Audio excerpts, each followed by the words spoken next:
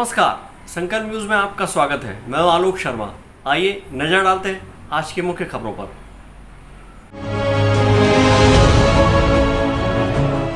Nurse ने लगाया मारपीट का आरोप।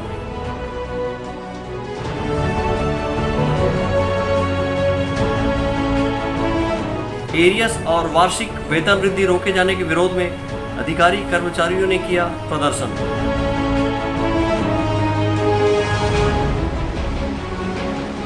और किसानों के लिए फसल बीमा की राह हुई आसान। अब खबरें विस्तार से। मरकामटोला में पदस्थ नर्स ने गांव वालों और जनप्रतिनिधियों पर मारपीट का आरोप लगाया है।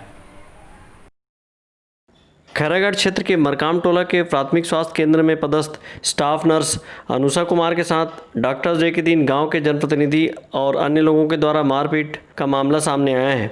इस मारपीट में नर्स को अंदरूनी मार लगी है और उसका इलाज मेडिकल कॉलेज अस्पताल में किया जा रहा है। मेडिकल कॉलेज अस्पताल में उपचार करा रही स्टाफ नर्स अनुषा कुमार का कहना है कि बीते दिनों प्राथमिक स्वास्थ्य केंद्र मरकामटोला में पदस्थ आरएमए के खिलाफ उसने व एएनएम और अन्य लोगों ने सीएमएचओ को एक शिकायत पत्र देकर मामले की जानकारी दी थी कि doctor Keshav Kannauji refer case में नर्सों पर हस्ताक्षर करने का दबाव बनाते हैं और अभद्रपूर्ण व्यवहार करते हैं। अनुषा का कहना है कि इस शिकायत के बाद डॉक्टर के द्वारा स्टाफ नर्स अनुषा कुमार पर लगातार शिकायत वापस लेने का दबाव बनाया जा रहा था। बीते बुधवार के दोपहर 2 बजे जब वह ड्यूटी करने प्राथमिक स्वास्थ्य केंद्र मरकामटोला पहुंची तो वहां पहले से ही स्थानीय जनप्रतिनिधि और गाँव के लोग इकट्ठा थे। अनुषा कुमार के पहुंचने पर जनप्रतिनिधि ने उस पर दबाव बनाते हुए उसका ट्रांसफ़र कराने की धमकी दी। स्टाफ नर्स अनुषा कुमार का कहना है कि इस दौरान जनपद सदस्य ने उसके साथ गाली गलौज की और अन्य लोगों ने मारो मारो कहकर चिल्लाने लगे। जनपद सदस्य ने उसके साथ मारपीट शुरू कर दी। बाकी अन्य युवक भी उसके साथ मारपीट करते हुए अश्लील हरकत भी की। वहां मौजूद लोगों के द्वारा विवाद की स्थिति को देख अनुषा ने पहले ही अपने पिता को फ़ोन कर मामले की जानकारी दे दी थी। अनुषा के पिता का कहना है कि जब वह मौके पर पहुंचे तो मारपीट से घायल अनुषा बेहोशी की हालत में उन्हें मिली। इस मामले में अनुषा सहित उसके पिता और पति का कहना है कि मारपीट करने वाले दोषियों के खिलाफ सख्त कार्रवाई की जानी चाहिए ताकि किसी भी दूसरी नर्स के साथ इस तरह का बर्ताव न हो। अपनी बात रख ही रही थी कि उन्होंने मेरे ऊपर प्रेशर डालना लग गया और एकदम दबाव कि मैं आपका ट्रांसफ़र करवा दूँगी या ऐसा धमकी देने लग गए। तो फिर मैंने वहाँ पर उठा खड़ा हुआ, मैंने उनसे रिक्वेस्ट हाथ जोड़कर बोला कि देखिए आप जो हैं वो हमारे अस्पताल के कोई भी कर्मचारी नहीं हैं और आप हमारे स्वास्थ्य विभाग से कोई भी रिलेटेड नहीं है। तो जो भी बात है वो मैं अपने सीएमओ सर और बीएमओ सर से ही बात करूँगी। ऐसा करके मैं वहाँ से चले गई। वो सब हल्ला करने लग गए कि इसे मारो पकड़ो, इसे मारो पकड़ो, ऐसा करके।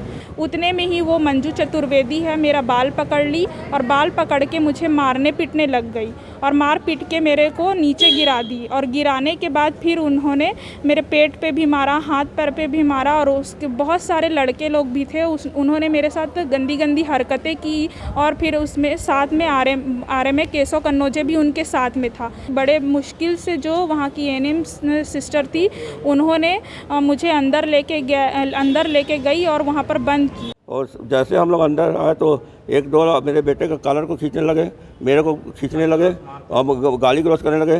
तुरंत हमने एक रूम में जहाँ मेरी बेटी कैद रखी गई थी उस रूम को हमने ताला दरवाज़ा बंद किया क्योंकि वो चाहते थे कि हम लोग को मार के मर्डर कर दें और पूरा साफ कर दें और इनके पास कोई सबूत ना रहे। और ये जो करने वाला मेन उनका डॉक्टर, उन्हें अगर वो चाहता तो हमको बचाता क्योंकि वो वहाँ पे पदस्थ है। हमारे गाड़ी को भी आग लगाने वाले थे तो हमने चाबी अपने पुलिस वाले को दिया। पुलिस वाले ने फिर गाड़ी लेके थाना खैरागढ़ ले गए। हमको एम्बुलेंस में जैसे बैठा है पूरे गांव वाले फिर भिड़ गए। जो भी ये मारपीट घटनाएं हुई ये निंदित घटनाएं हैं। अब हम ये चाहते हैं कानूनी रूप से उनके विरुद्ध कार्रवाई हो और जो हमारे साथ हुआ है वो अन्य नर्सेस के साथ ना हो। इसके लिए मैं ये शिकायत करता हूँ, मतलब बोलता हूँ अपने समक्ष से कि इसका कड़ी से कड़ी कार्रवाई हो और जो ऐसा किए हैं उनको सख्त से सख्त सज़ा मिलना चाहिए। मामले की जानकारी मिलने पर पुलिस भी मौके पर पहुंची और अस्पताल के अन्य स्टाफ और परिजनों की मदद से उसे खैरागढ़ अस्पताल पहुंचाया। इसके बाद खैरागढ़ से अनुषा को राजनांदगांव मेडिकल कॉलेज अस्पताल में इलाज के लिए रेफर कर दिया गया। वहीं इस मामले में नर्स के द्वारा जनप्रतिनिधि और गाँव के प्रमुख लोगों के साथ अभद्र व्यवहार करने और जनप्रतिनिधियों के साथ मारपीट का आरोप भी नर्स पर लगा है। वहीं नर्स और जनपद सदस्य के खिलाफ FIR भी दर्ज हुआ है। बहरहाल पुलिस पूरे मामले की जांच कर रही है। ब्यूरो रिपोर्ट, संकल्प न्यूज़। जिले के अधिकारी और कर्मचारी फेडरेशन के द्वारा एरियस और वेतन वृद्धि रोके जाने के विरोध में प्रदर्शन किया गया।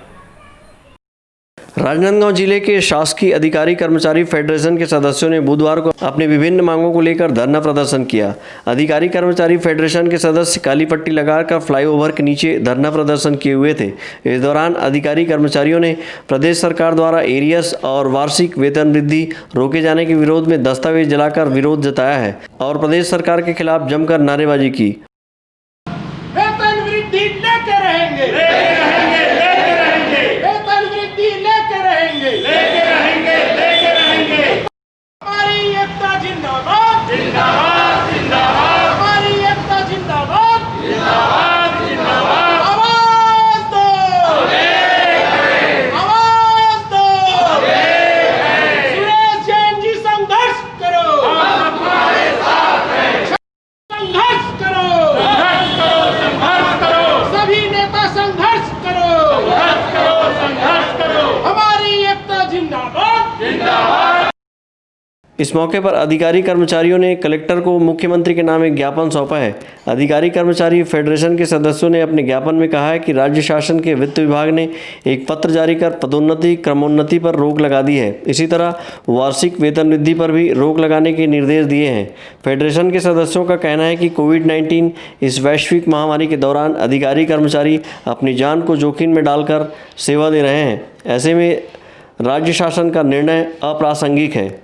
उन्होंने मांग पूरी न होने पर उग्र आंदोलन की चेतावनी दी है। परवानंद रजक के साथ हफीज खान, संकल्प न्यूज़। अब वक्त है ब्रेक का। ब्रेक के बाद आप देखेंगे फसल बीमा।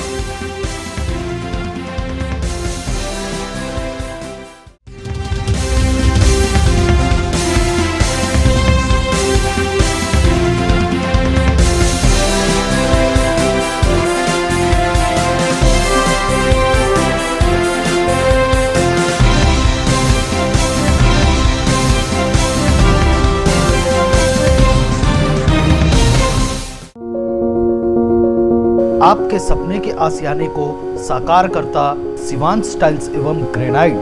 टाइल्स, ग्रेनाइट एवं मार्बल का mega showroom Johnson, AGL, Kajaria जैसे सभी नामी कंपनियों के अधिकृत विक्रेता। टाइल्स, मार्बल एवं सैनिटरी वेयर्स की विशाल रेंज सबसे कम कीमत पर। हमारे यहाँ नल फिटिंग और पाइप फिटिंग की सुविधा उपलब्ध है। आप सभी के प्यार और सहयोग से सफलतम दूसरे वर्ष में अग्रसर शिवांश टाइल्स एवं ग्रेनाइट। शहर से मात्र 2 किलोमीटर दूर नवागांव बाबूटोला फटाका दुकान के बाजू डोंगरगढ़ रोड, राजनांदगांव। अपने घर, ऑफिस और शोरूम को दीजिए नया लुक हमारे साथ श्री साईं महिमा enterprises tiles world. Flooring, tiling और सैनिटरी वेयर का नवीनतम शोरूम, मन भावन और दिल को छू लेने वाली टाइल्स का एक्सक्लूसिव कलेक्शन, सभी ब्रांडेड कंपनियों के granite, Italian marble, designer tiles, wooden flooring के साथ ढेरों स्टाइलिश प्रोडक्ट्स, किचन सिंक और बाथरूम एक्सेसरीज की विशाल रेंज अब आपकी पहुंच में। श्री साईं महिमा एंटरप्राइजेस टाइल्स वर्ल्ड एंड फटाका मॉल, फरहद चौक, डोंगरगांव रोड, राजनांदगांव। कॉल 9009757412 और 9994574112। जब बात हो आपके लुक की, जब बात हो लेटेस्ट फैशन की, तब आता है सिर्फ एक नाम, त्रिपदा फैशन। संपूर्ण पारिवारिक वस्त्र केंद्र, आधुनिक एवं डिजाइनर वस्त्रों के लिए राजनांदगांव का सबसे भव्य शोरूम।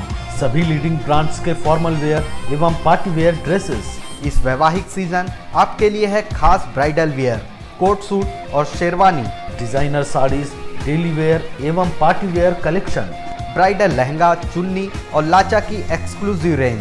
फॉर्मल वेयर में जीन्स, शर्ट, कैजुअल का नया कलेक्शन, किड्स वेयर का सबसे लेटेस्ट कलेक्शन आप हमारे यहाँ पाएंगे। Designer salwar suit, latest fashion की कुर्तियाँ, वेस्टर्न टॉप एवं जीन्स। आपके परिवार के लिए विंटर जैकेट खास रेंज में।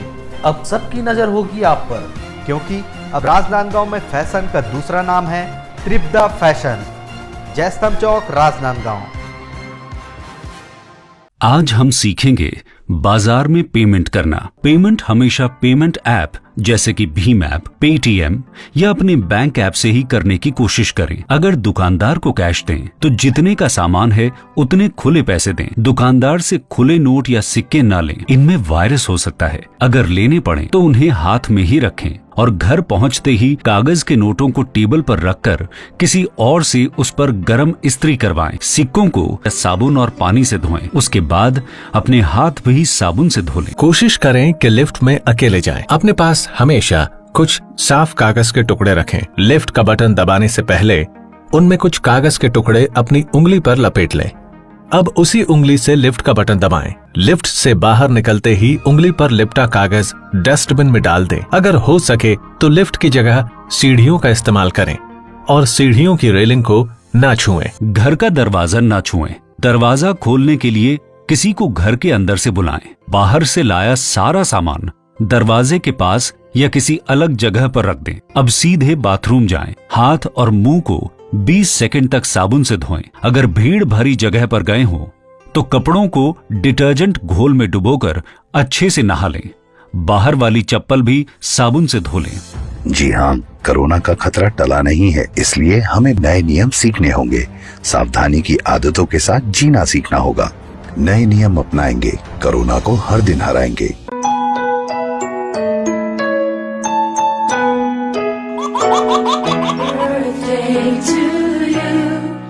आप अपने बच्चे के जन्मदिन को बनाइए खास संकल्प केबल नेटवर्क के साथ। सिर्फ 500 रुपये में 30 सेकंड का विज्ञापन हर 3 गाने के बाद और आपको मिलेगा 1 पाउंड का केक फ्री। आप अपने बच्चे की तस्वीर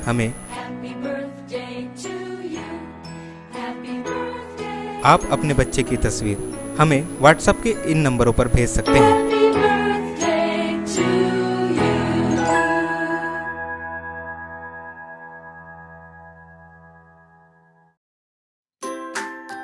अपने व्यापार को दीजिए नया आयाम। भीड़ में हो आपकी अलग पहचान।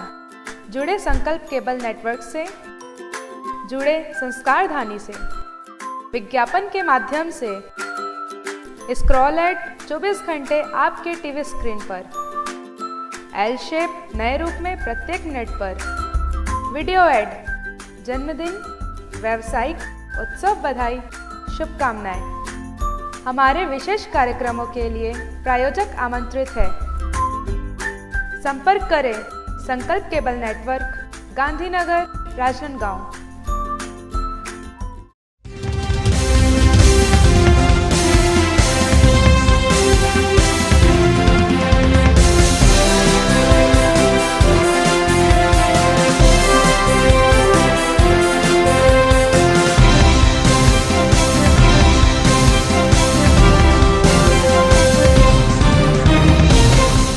ब्रेक के बाद आपका स्वागत है। प्रधानमंत्री फसल बीमा अब ऐच्छिक कर दी गई है। किसानों को इसके लिए अब कर्ज लेने की आवश्यकता नहीं होगी। प्रधानमंत्री फसल बीमा के लिए अब किसानों को ऋण लेने की आवश्यकता नहीं होगी। राजनांदगांव जिले में प्रधानमंत्री फसल बीमा के तहत बीमा कराने वाले किसानों के खाते से प्रीमियम की राशि नहीं काटी जाएगी।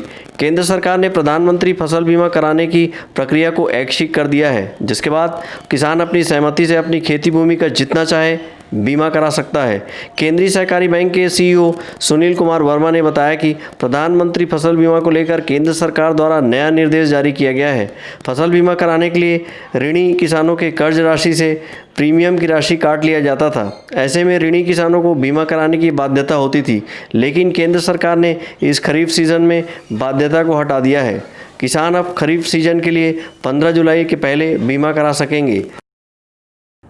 प्रधानमंत्री फसल बीमा योजना के अंतर्गत प्राप्त नए निर्देशों के तहत पूर्व में जो है ऋण होना जरूर आवश्यक रहता था, जो कि अब नहीं है। जो ऋणी किसान हैं वो उनके लिए भी फसल बीमा ऐच्छिक रखा गया है और यदि उसे फसल बीमा का आवरण नहीं लेना है तो वो लिख के एक आवेदन समिति मुख्यालय में प्रस्तुत करेगा, तो उसका जो है फसल बीमा की राशि कटौती नहीं होगी।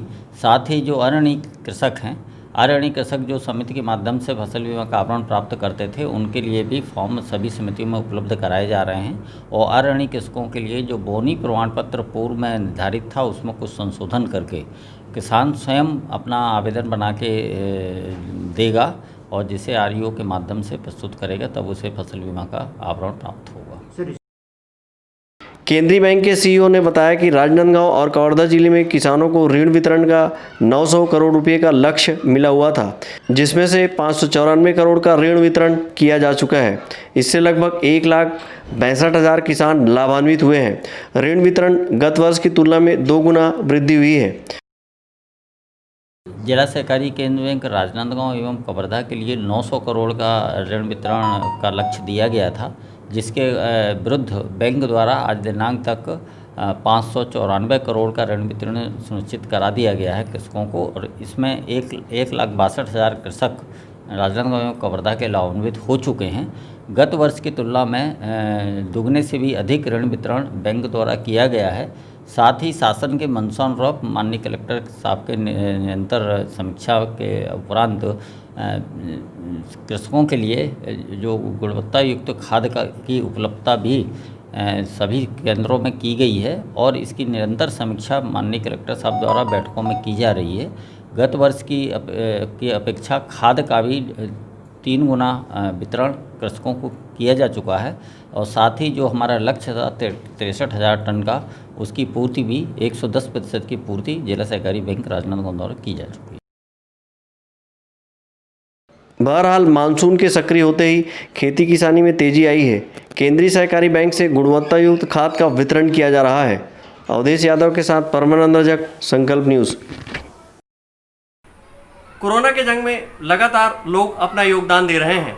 इसी तारतम्य में बच्चों ने भी विशेष तरीके से संदेश दिया है। राजनांदगांव शहर में कोरोना का कहर थमने का नाम नहीं ले रहा है। बीते 1 हफ्ते की बात की जाए तो शहर में 250 से अधिक कोरोना संक्रमितों की पहचान की गई और इनका इलाज किया जा रहा है। कोरोना के इस जंग में जहां स्वास्थ्यकर्मी फ्रंट लाइन में खड़े होकर इसे मात देने में लगे हुए हैं, वहीं पुलिस प्रशासन, सफाई कर्मी भी इसमें कदम ताल किए हुए हैं। इसी तरह लॉकडाउन के परिपालन में घर में बैठे बच्चे भगवानों की मूर्ति गढ़कर कोरोना से बचने लोगों को जागरूकता का संदेश दे रहे हैं और अपनी प्रतिभा को निखारने में लगे हुए हैं। बच्चों की ऐसी तस्वीरें सामने आई हैं जहां वह घर में बैठकर भगवान गणेश की मूर्ति बनाकर कोरोना संक्रमण से बचने का संदेश दे रहे हैं। यह गणेश जी की मूर्ति वार्ड नंबर 2 बजरंगपुर नवागांव शंकरपुर निवासी कुमारी साक्षी गढ़श्याम ने बनाई है और अपनी कला के माध्यम से लोगों को कोरोना संक्रमण से बचने के तरीके बताए हैं। नाम साक्षी गढ़श्याम है। मैं बजरंगपुर शंकर नगर वार्ड नंबर 2 में रहती हूँ। कोरोना वायरस के कारण मैं घर पर ही रहती हूँ। मास्क का उपयोग कीजिए, सोशल डिस्टेंसिंग का पालन कीजिए, अनावश्यक घूमने या निकलने से पहले सैनिटाइजर व साबुन से हाथों की सफाई कीजिए। जिला व नगर प्रशासन का सहयोग कीजिए। खुद भी स्वस्थ रहे, दूसरों को भी स्वस्थ कीजिए। कुमारी साक्षी का कहना है कि लॉकडाउन के दौरान वे घर पर ही रहती हैं और समय का सदुपयोग करते हुए भगवान गणेश जी की मूर्ति बनाई है। मूर्ति के माध्यम से उन्होंने लोगों से लॉकडाउन का पालन करने, बार बार साबुन से हाथ धोने का संदेश दिया है। उन्होंने विघ्नहर्ता भगवान गणेश से कोरोना संक्रमण को दूर करने की प्रार्थना की है। सहयोगी सौरभ गढ़श्याम के साथ परमानंद रजक, संकल्प न्यूज़। आज की खबरों में बस इतना ही। हमें दीजिए इजाज़त। नमस्कार।